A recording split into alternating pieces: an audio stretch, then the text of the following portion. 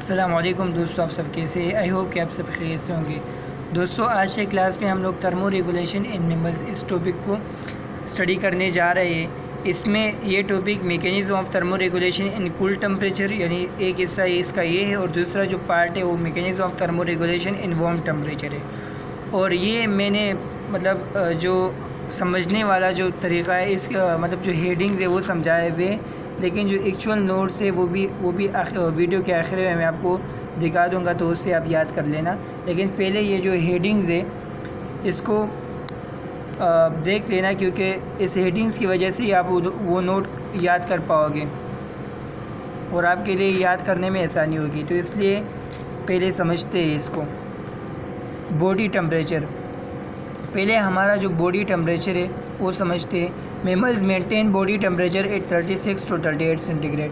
Mammals maintain करती है body temperature को 38 सेंटीग्रेड से लेकर 36 सेंटीग्रेड से लेकर 38 सेंटीग्रेड तक, और एक्चुअल बॉडी टेम्परेचर हमारे पास है 37 centigrade. Mechanism of thermoregulation in cool temperature, पहले mechanism of thermoregulation cool temperature क्या है? इसमें इंक्रीज़ हीट प्रोडक्शन, हम लोग क्या करते हैं, ज़्यादा से ज़्यादा हीट बनाते हैं। डिक्रीज़ हीट लूज़, और ज़्यादा से कम हीट जो है वो लूज़ करते हैं। इसमें दो मैकेनिज़्म है, पहले बिहेवियरल मैकेनिज़्म और दूसरा हमारे पास है फिजियोलॉजिकल मैकेनिज़्म। बिहेवियरल मैकेनिज़्म में मूविंग टुवर्ड्स वार्मर लोकेशन, हम लोग मूव करते हैं तो किसकी तरफ? वार्मर लोकेशन की तरफ, यानी जो गर्म इलाके होते हैं उसकी तरफ। Use of warm and thick clothes, और हम लोग यूज़ करते हैं वार्म और थिक क्लॉथ्स बाय एनिमल्स, यानी हम लोग खुद। Holding close together with each other. Physiological mechanism में क्या होती है?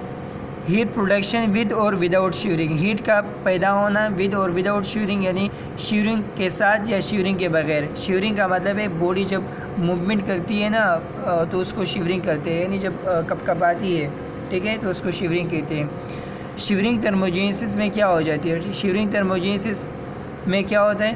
प्रोडक्शन ऑफ हीट, हीट का हमारे पास प्रोडक्शन होता है due to tin to rise of muscle tone, muscle tone के टिन राइज की वजह से, मसल टून के कपकपाने की वजह से, मसल टून के शिवरिंग की वजह से, ठीक है, हीट जो है वो क्रिएट हो जाती है।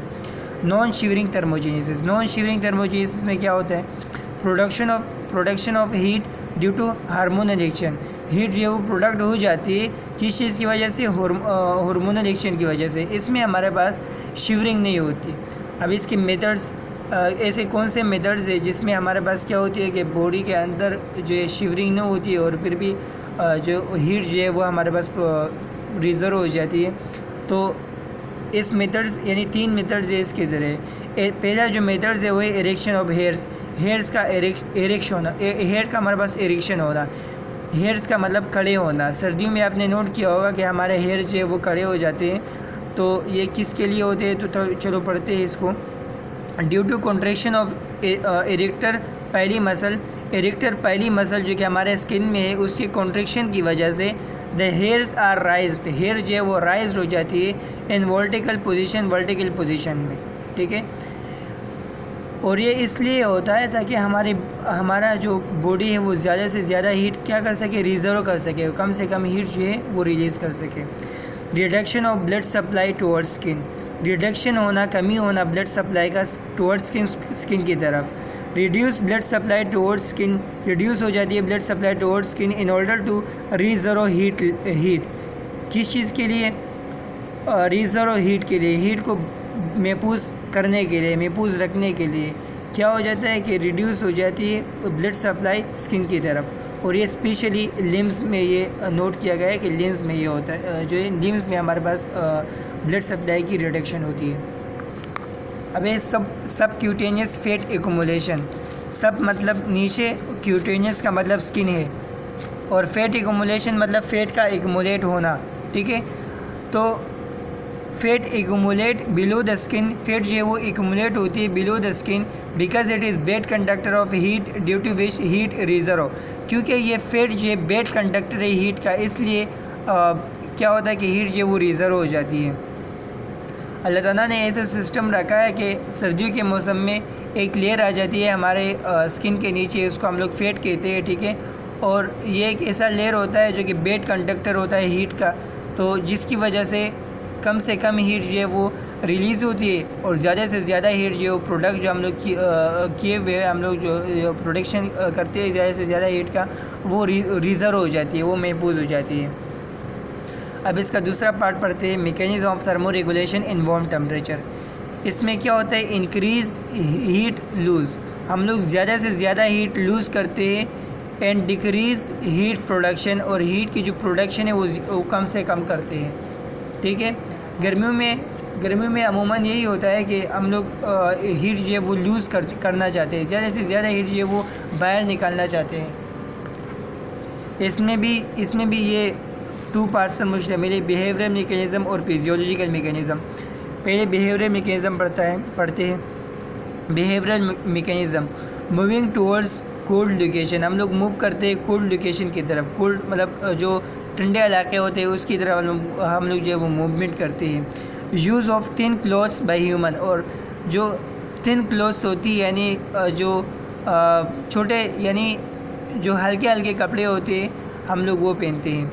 यूज़ ऑफ मोर वाटर, और ज़्यादा से ज़्यादा पानी पीते हैं। फिजियोलॉजिकल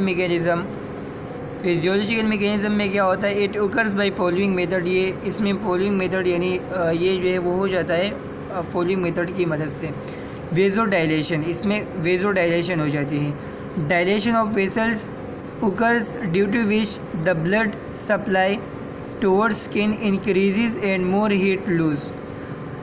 वेज़ो मतलब वेसल्स, डायलेशन मतलब डायलाइट होना यानी वाइड होना यानी जो है बढ़ना, ऐसा हो जाता है कि डायलेशन हो जाती है वेसल्स की। हमारे जो वेसल्स है उसकी डायलेशन हो जाती है, उसकी हमारे जो वेसल्स है ना वो हमारे पास वसी हो जाते हैं। ठीक है, जिसकी वजह से जो ब्लड सप्लाई है टुवर्ड्स स्किन की तरफ वो इंक्रीज़ हो जाता है, यानी जो ब्लड सप्लाई स्किन की तरफ वो ज़्यादा से ज़्यादा ब्लड वहाँ पर स्किन में चला जाता है।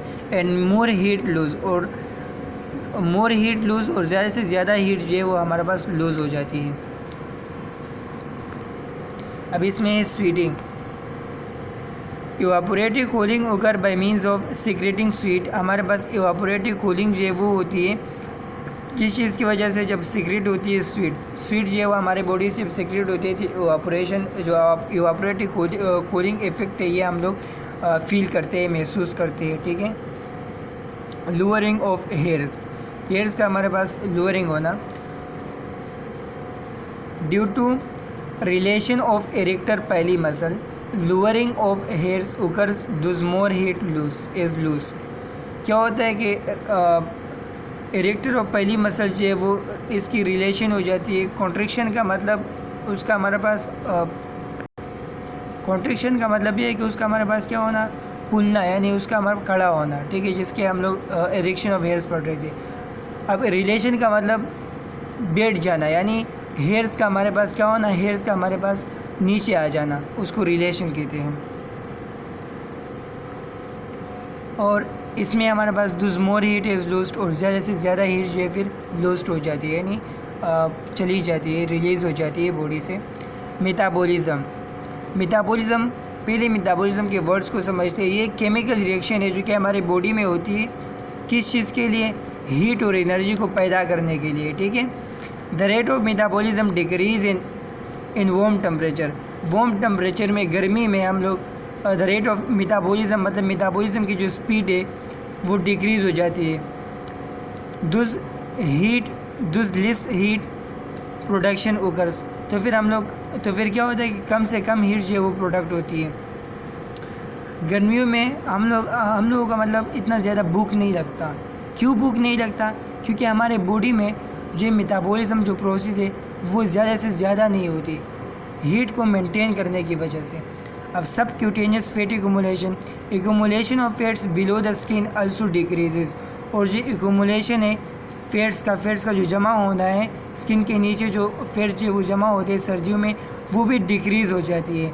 Thus more heat is loosed, और फिर ज़्यादा से ज़्यादा हीट का लूजमेंट होता है। तो दोस्तों ये वो क्वेश्चन है, आपको नज़र में आ रहा होगा। ठीक है, इसमें जो बिहेवियरल रेगुलेशन है इसको भी नहीं लिखना है, फिजियोलॉजिकल रेगुलेशन है इसको भी नहीं लिखना है।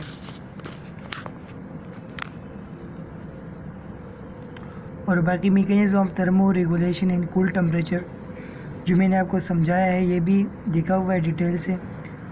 इसमें फिजियोलॉजिकल मेथड में भी है। फिजियोलॉजिकल मेथड भी जो है वो 2 पार्ट्स पे है, नॉन शिवरिंग थर्मोजेनेसिस और शिवरिंग थर्मोजेनेसिस में। शिवरिंग थर्मोजेनेसिस जो है वो ये है, ठीक है। और बिहेवियरल मैकेनिज्म जो है वो ये है।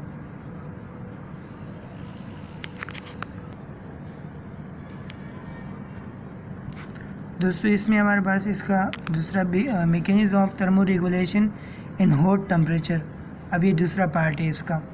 ये यहाँ से लेकर यहाँ पर शुरू हुआ है। फिजियोलॉजिकल मैकेनिज्म जो है ये वगैरह ये नहीं लिखना है, सिर्फ ये लेंस लिखे। इट उकर्स बाय फॉलोइंग मेथड, ये हमारे पास उकर्स होती है फॉलोइंग मेथड में। और ये नीचे ये जो मेथड है मैंने आपको बताया हुआ है। और मैंने आपको ये लिखा हुआ है ना, यहाँ से लेकर देखो मेटाबॉलिज्म में यहाँ से लेकर यहाँ तक, ये तो मेटाबॉलिज्म की हेडिंग हो गई ना। अब सब क्यूटेनियस फैट एक्यूमुलेशन की हेडिंग जो है वो मैंने आपको लिखवाई है ना समझाने में, तो वो जो है वो वहाँ से लिख लें। और ये बिहेवियरल मैकेनिज्म है। तो उम्मीद रखता हूँ दोस्तों कि आपको वीडियो समझ में आ गई होगी। तो इंशाल्लाह अगले क्लास में मुलाकात होगी, तब के लिए अपना ख्याल रखिए। ओके, टेक केयर, अल्लाह हाफिज़।